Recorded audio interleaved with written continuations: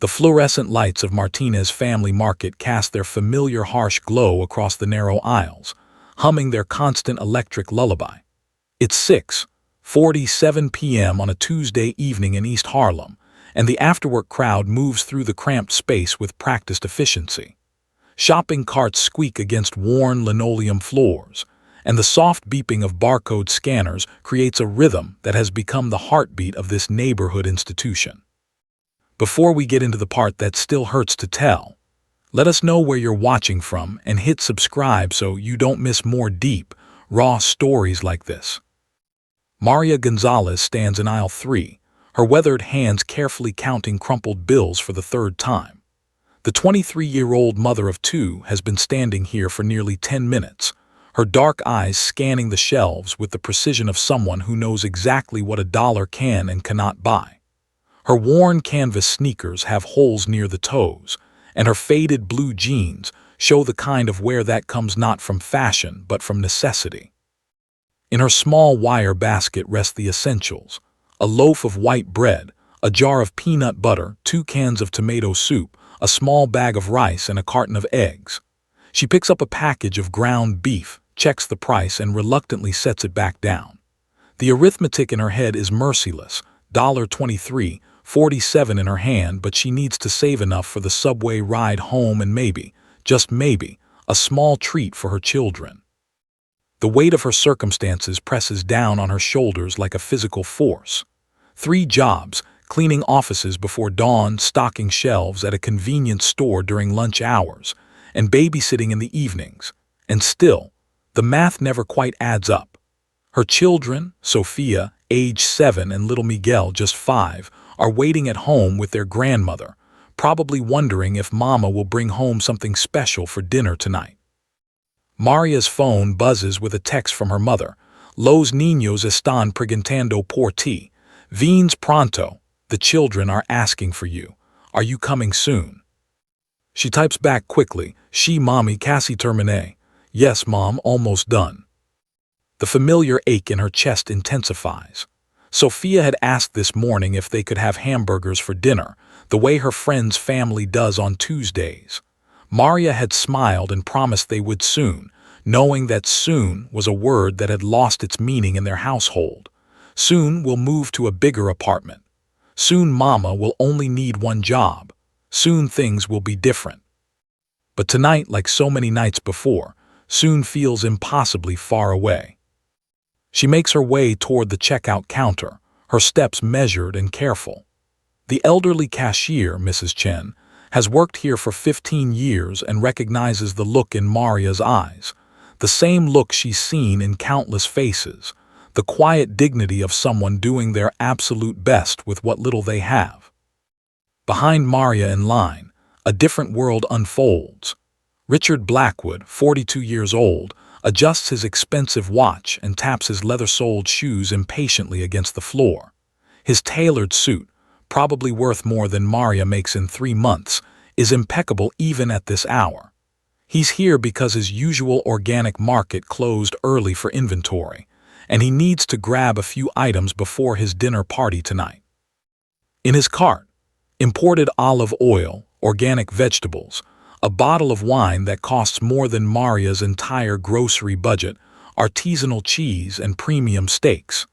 He checks his phone constantly, scrolling through messages from his investment firm, his mind already 3 steps ahead to the evening's networking opportunities.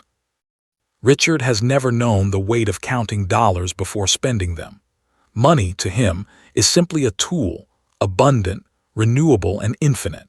He's never stood in a grocery store aisle, holding 2 different items and knowing he can only choose one. He's never had to explain to a child why the cereal they want costs too much, or why dinner might be peanut butter sandwiches again. The line moves slowly and his impatience grows. He glances at his Rolex, a gift to himself after his last big commission, and sighs audibly.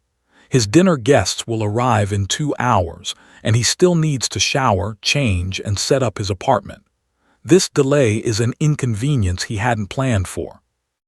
Maria reaches the checkout counter and begins placing her items carefully on the conveyor belt. Each item represents a meal, a moment of sustenance for her family. The bread will last 3 days if she's careful. The peanut butter will be lunch for the kids when school starts next week. The soup will be dinner tomorrow night, stretched with rice to feed all 3 of them. Mrs. Chen begins scanning the items with the kind of gentle efficiency that comes from understanding.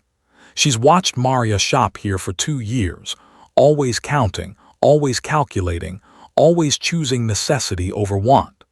There's a quiet conversation in their glances, no words needed, just the recognition of shared understanding.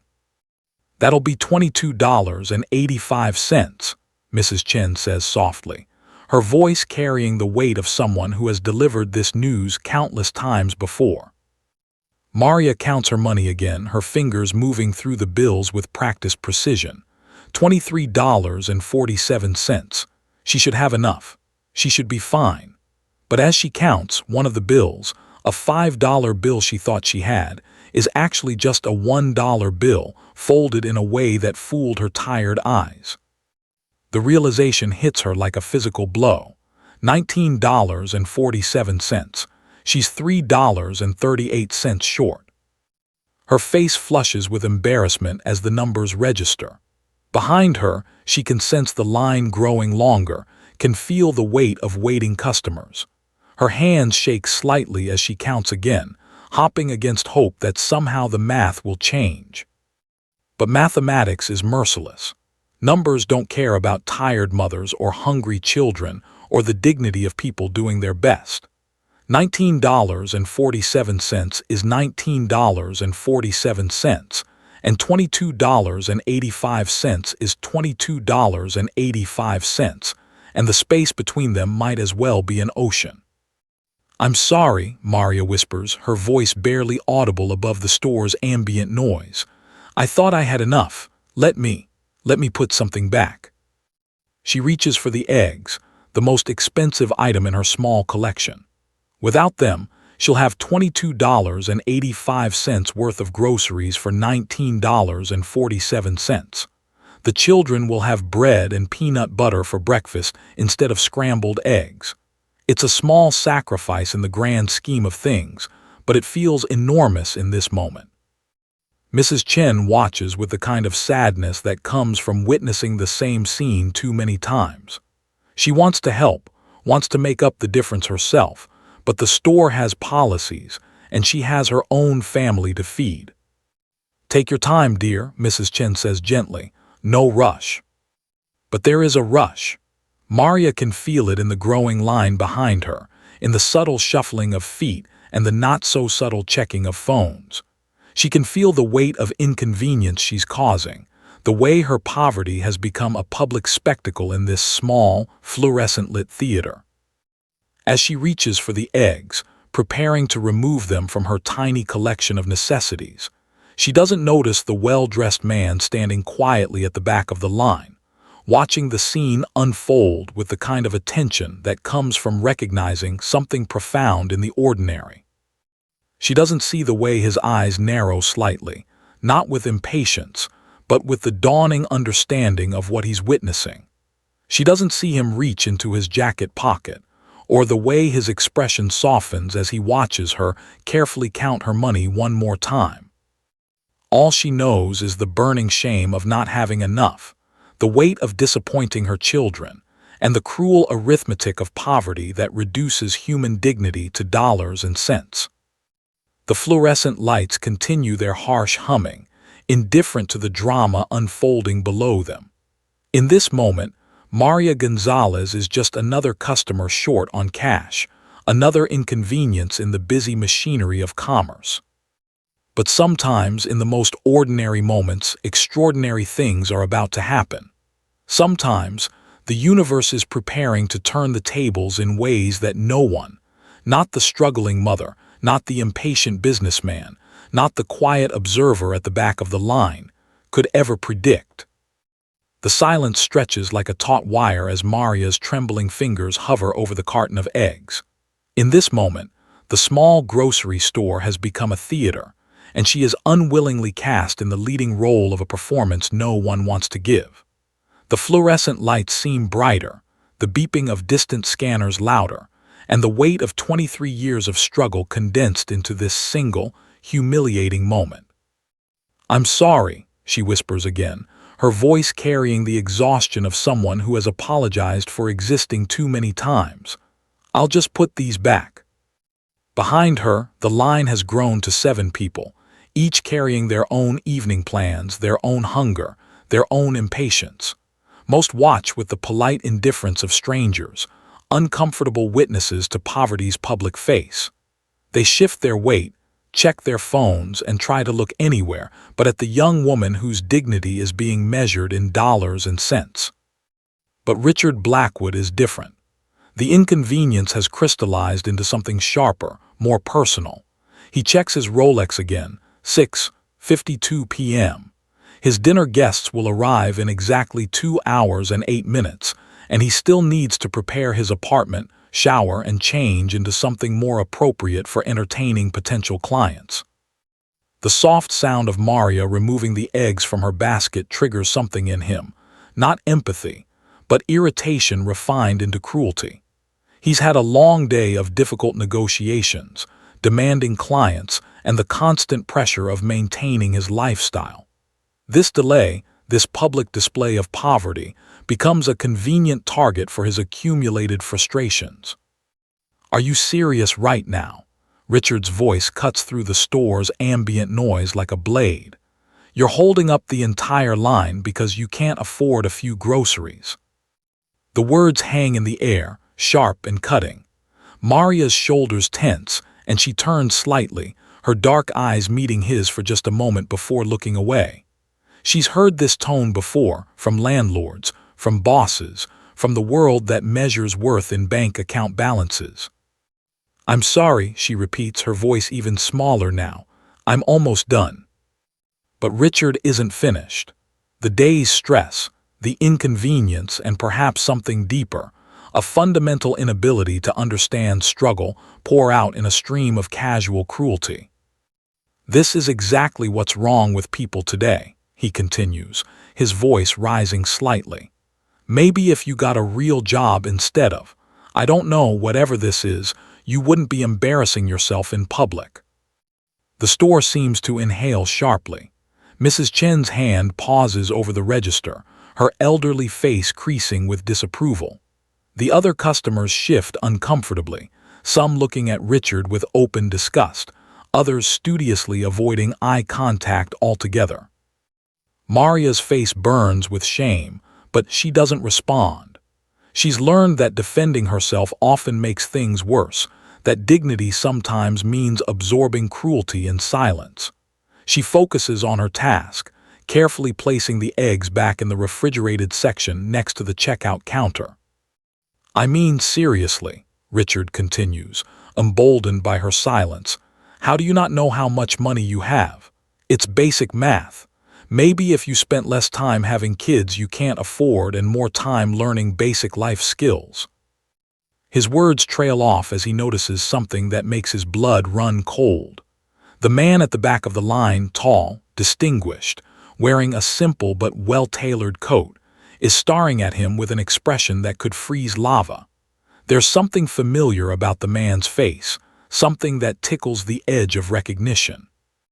But Richard is too deep in his moment of cruel superiority to stop. "I'm just saying, there are programs for people like you. Food stamps, welfare, charity. You don't need to make your problems everyone else's inconvenience." The man at the back of the line takes a step forward, his movement deliberate and quiet.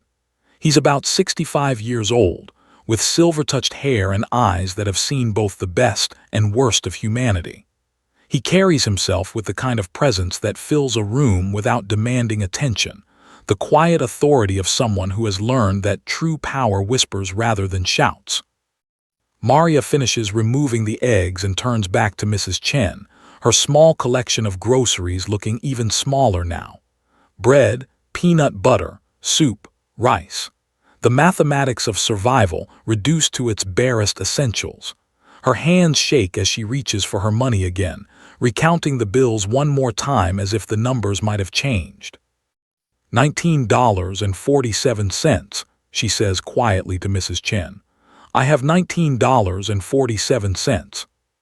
Mrs. Chen nods and begins removing items from the order.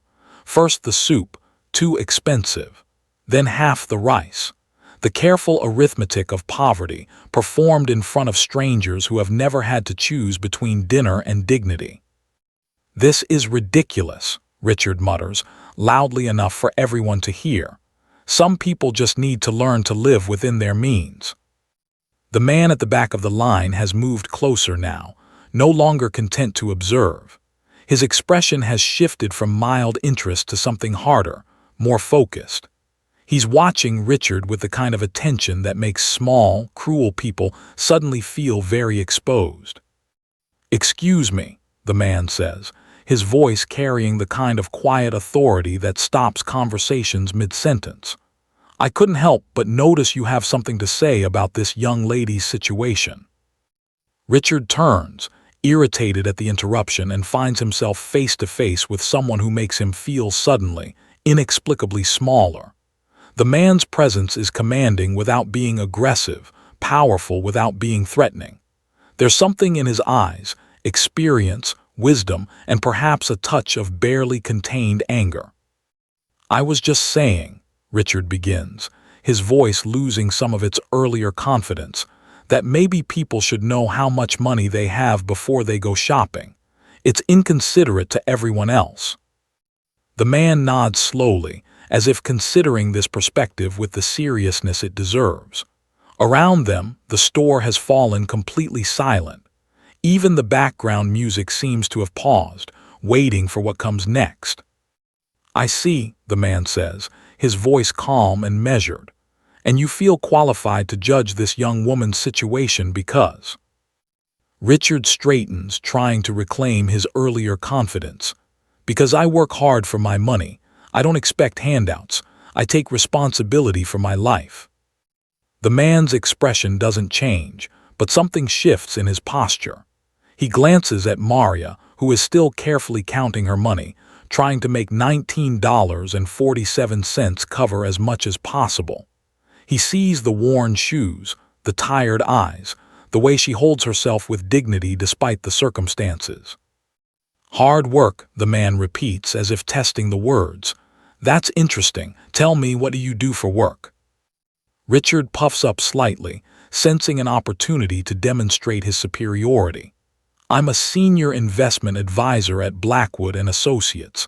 I manage portfolios worth millions of dollars. I've earned everything I have." The man nods again, still calm, still measured.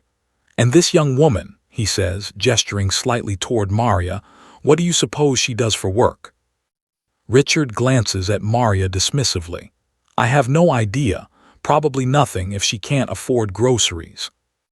The observation hangs in the air like a challenge.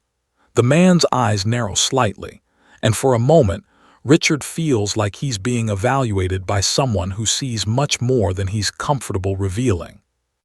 "You know what I find interesting about assumptions?"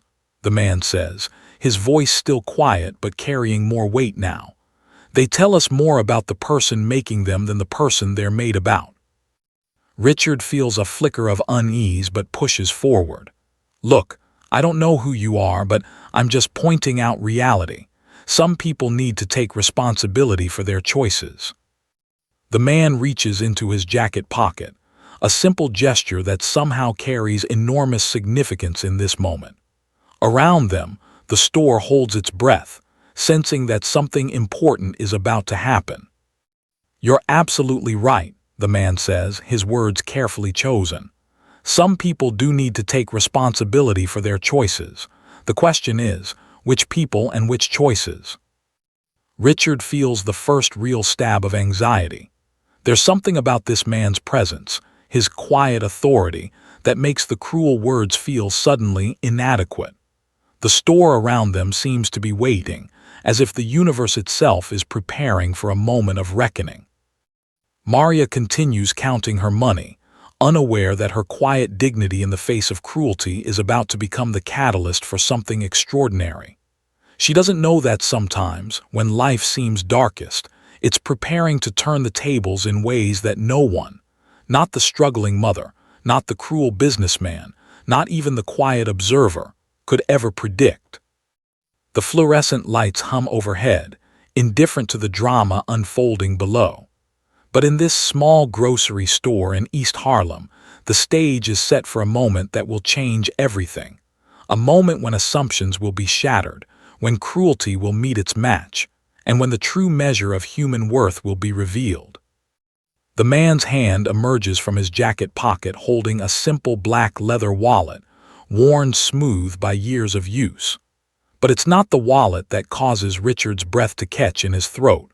It's the sudden, crushing realization of who he's been dismissing, who he's been lecturing, who he's been trying to impress with his cruel commentary.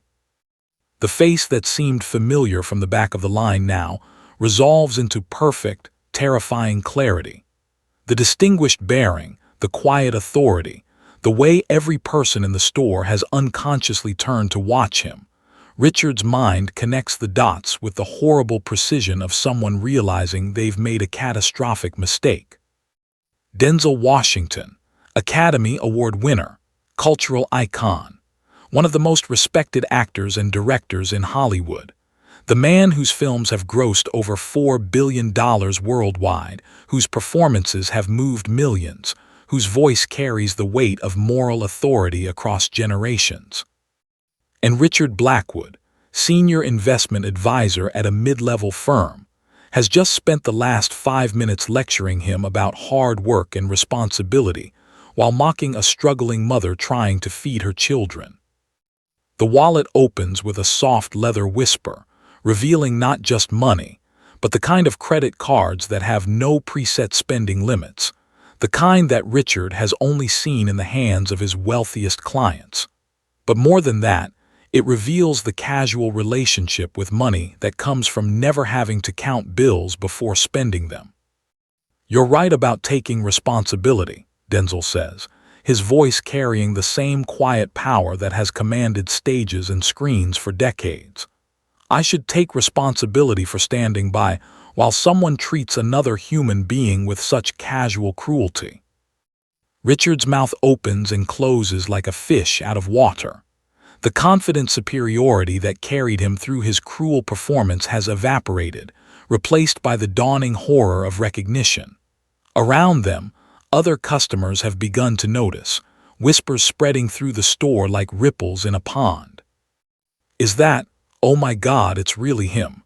Denzel Washington is in Martinez Market." But Denzel's attention isn't on the growing recognition. His focus remains laser-sharp on the scene before him. Maria, still carefully arranging her meager groceries, trying to make $19.47 stretch as far as possible, and Richard, suddenly looking like he wants to disappear through the floor. "Ma'am," Denzel says gently, addressing Maria directly for the first time. His voice carries the warmth that has made him America's most trusted actor, the kind of tone that makes people feel seen and valued. "I'm sorry you had to listen to that. No one should have to endure such disrespect while trying to care for their family." Maria looks up, her tired eyes meeting his, and for a moment she doesn't recognize him. She sees only what she's seen so rarely in her life, a person looking at her with genuine kindness, without judgment, without the weight of assumption. "Thank you," she says quietly, her voice carrying the gratitude of someone who has learned not to expect kindness from strangers. Denzel turns back to Richard and his expression shifts subtly. The warmth remains, but underneath it is something harder, more demanding. "You mentioned hard work," he says, his voice carrying the kind of authority that fills theaters and commands respect. "I'm curious about your definition of that term." Richard tries to find his voice, but the words seem to have abandoned him. He spent his entire adult life building an image of success, of superiority, of being the kind of person who matters. And now, in front of one of the most accomplished men in America, that image is crumbling like sand. I work in finance," Richard manages to stammer. "I manage investments. I've built my career through dedication and—" "3 jobs," Denzel interrupts, but he's not talking to Richard anymore. He's talking to Maria, his voice soft with understanding. I'm going to guess you work 3 jobs, maybe more. Cleaning offices before dawn, something during the day, something in the evening. Am I close? Maria's eyes widen in surprise. How did you? Because I recognize the look, Denzel says, his voice carrying the weight of memory. My mother had that same look when I was young. The look of someone who works every hour possible just to keep their family fed and housed. The look of someone who has never had the luxury of not counting every dollar. He turns back to Richard, and now his voice carries a different kind of power. Not the authority of fame, but the authority of lived experience and hard-earned wisdom. You want to talk about hard work? Denzel asks, his words precise and cutting. This woman probably started her day at 4 a.m., cleaning offices while you were still sleeping. She probably worked a lunch shift somewhere, then came here to buy groceries before starting her evening job. She's probably been on her feet for 12 hours, counting every penny because she knows that being $3 short means her children go hungry tonight. Richard's face has gone pale. Around them, the store has fallen completely silent except for the soft hum of refrigerators and the distant murmur of recognition as more customers realize who they're witnessing. And you, Denzel continues, his voice never rising but somehow filling the entire space. You stand there in your expensive suit, checking your expensive watch, and decide that her struggle is your inconvenience. You decide that her poverty is entertainment for your evening. Mrs. Chen watches from behind the register, her elderly face creased with satisfaction. She's seen too many moments like this, too many people like Richard treating her customers with casual cruelty. But she's never seen anyone respond like this, never seen someone with the power to make a difference actually use that power. I didn't know, Richard begins, but Denzel cuts him off with a look. You didn't know because you didn't care to know, Denzel says simply. You saw a woman counting money and made assumptions. You saw struggle and decided it was weakness. You saw someone different from yourself and decided they were less than yourself. The words hang in the air like a judgment. Richard feels the weight of every person in the store watching him, feels the crushing realization that he's been revealed as exactly the kind of person he's always told himself he wasn't. But here's what I know, Denzel continues, his voice softening slightly. I know that this woman has more courage in her little finger than you've shown in your entire performance tonight. I know that getting up every day and fighting for your family when the world tells you you're not worth fighting for, that's the kind of strength that builds character. He pulls out a crisp $100 bill from his wallet, but his attention remains on Richard. I know that real success isn't measured by how much money you have or how expensive your watch is. It's measured by how you treat people when you think no one important is watching. Maria stares at the money in Denzel's hand, her mind struggling to process what's happening. $100, more than she usually spends on groceries in a month, more than she's held in her hand at one time in years. I can't, she begins, but Denzel gently cuts her off. You can and you will, he says, his voice carrying the kind of gentle authority that makes argument impossible. Because every mother deserves to feed her children without having to choose between dignity and groceries. Because every person deserves to be treated with respect, regardless of what's in their wallet. He hands the bill to Mrs. Chen, who takes it with hands that shake slightly with emotion. Please ring up everything she needs, he says, and then help her pick out something special for her children, something that will make them smile tonight. The store erupts in soft applause, customers who have been watching in stunned silence suddenly finding their voices. But Denzel's attention remains focused on the 2 people who matter most in this moment, Maria, whose eyes are bright with unshed tears, and Richard, whose world has just been turned completely upside down. Thank you, Maria whispers, her voice thick with emotion. I don't know how to thank you. You don't need to thank me, Denzel says gently. You just need to remember that you matter, that your children matter, that the work you do every day matters, even when the world tells you it doesn't. He turns back to Richard one final time, and his expression has softened into something that might almost be pity. "And you," he says quietly, "you need to remember that every person you encounter is fighting a battle you know nothing about. Every person deserves your respect, not your judgment." Richard nods numbly, his earlier confidence completely shattered. He's been revealed, not just to a store full of strangers, but to himself. The man he thought he was, successful, superior, important, has been shown to be nothing more than a small, cruel person hiding behind expensive clothes and easy cruelty. But in this moment of complete humiliation, something else is happening. The foundations of his worldview are cracking, and through those cracks, the possibility of something better is beginning to emerge. The fluorescent lights continue their endless humming, but the store feels different now. Transformed. What began as a moment of casual cruelty has become something else entirely. A moment of recognition, of reckoning, and of the kind of grace that can only come from someone who has learned that true power lies not in what you can take, but in what you choose to give. The transformation in Martinez's family market is palpable. Maria stands at the center of it all, her hands trembling as she holds the $100 bill that represents more than money. It represents dignity restored, worth recognized, and the kind of kindness that changes everything. Mrs. Chen works with quiet efficiency, adding the eggs back to Maria's order. Then soup, then items Maria never would have dared to consider. Fresh vegetables, a small chicken, milk, juice for the children, even a box of cookies shaped like animals. "For Sophia and Miguel," Mrs. Chen says softly, "every child should have cookies sometimes." Maria's eyes fill with tears she's been holding back for hours, maybe years. "You remember their names." "I remember every child who comes in here with their mama," Mrs. Chen replies warmly. "Sophia always looks at the cookies when you shop. Miguel always asks if you can buy the juice boxes. I remember." Richard Blackwood stands frozen in this transformed space, his expensive suit suddenly feeling like a costume.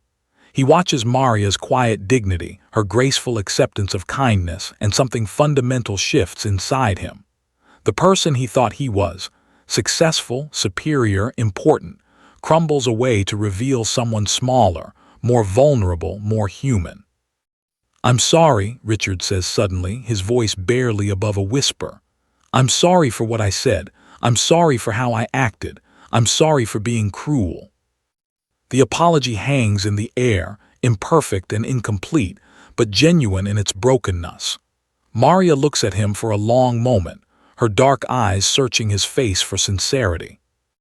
"We all have bad days," she says quietly, her voice carrying the kind of grace that comes from understanding struggle.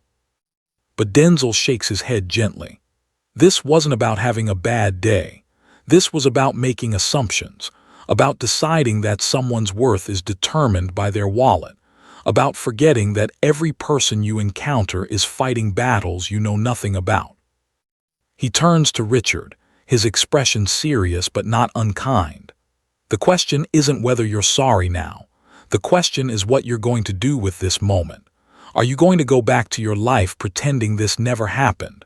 Or are you going to let this change something fundamental about how you see the world?" Richard feels the weight of the question, the enormity of the choice being presented. Standing here, watching Maria's quiet dignity, seeing the way Mrs. Chen treats each item with respect, feeling the weight of an entire store's attention, he knows that going back is no longer an option. "I want to learn," Richard says, his voice stronger now. "I want to understand. I want to be better than I was tonight." Denzel nods slowly, evaluating the sincerity of the words. "Then start by listening. Start by asking questions instead of making assumptions. Start by remembering that every person you encounter has a story, has struggles, has dreams that matter just as much as yours."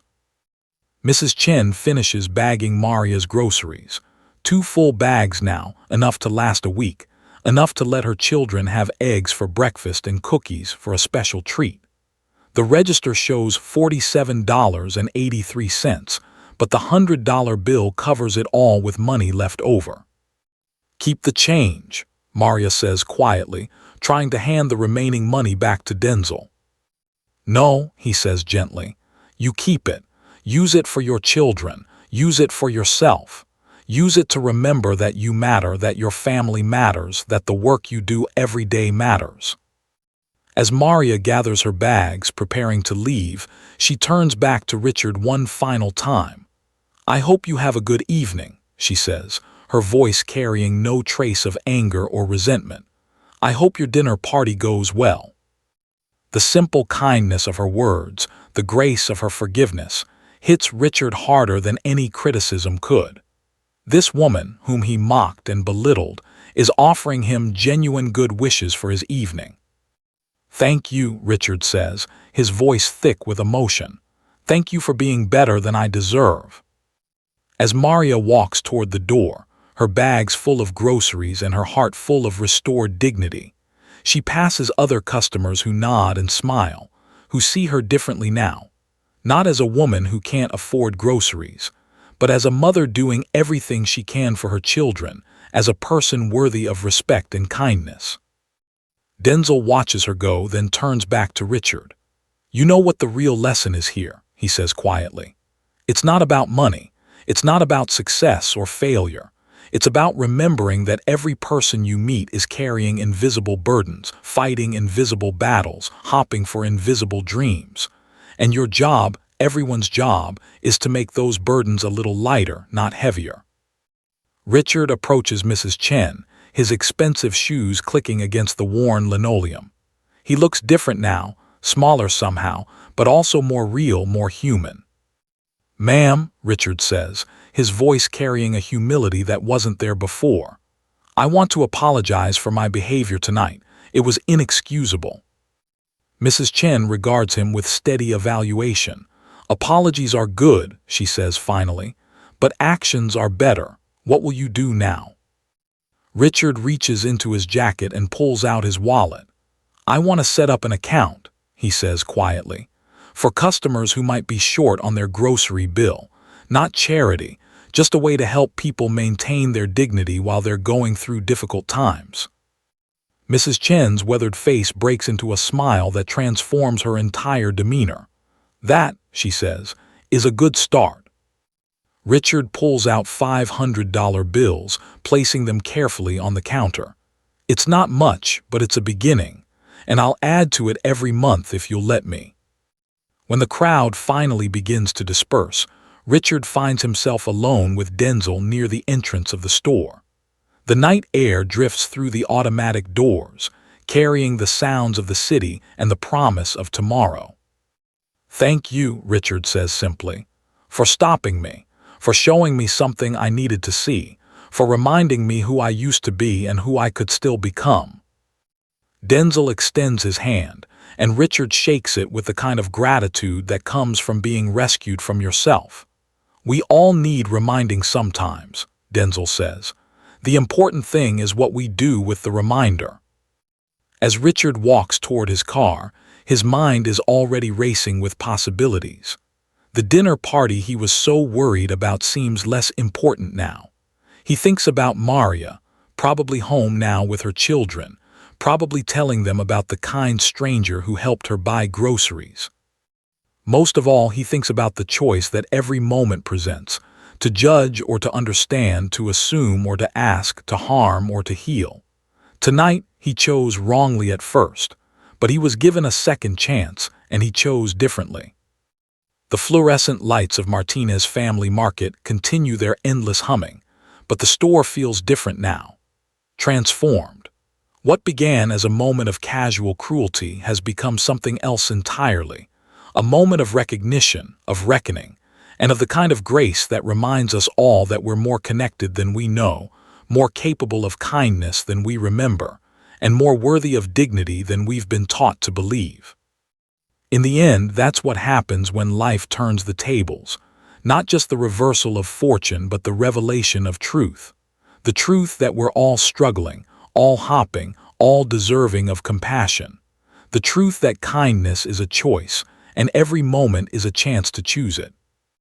The night embraces the city, and somewhere in East Harlem, a mother is tucking her children into bed, telling them about the day when a stranger reminded her that she matters. Somewhere else, a man is canceling his dinner party, choosing instead to think about how he wants to live differently. This is what happens when life turns the tables, not just the moment of reversal, but the choice to let that moment change everything that comes after. And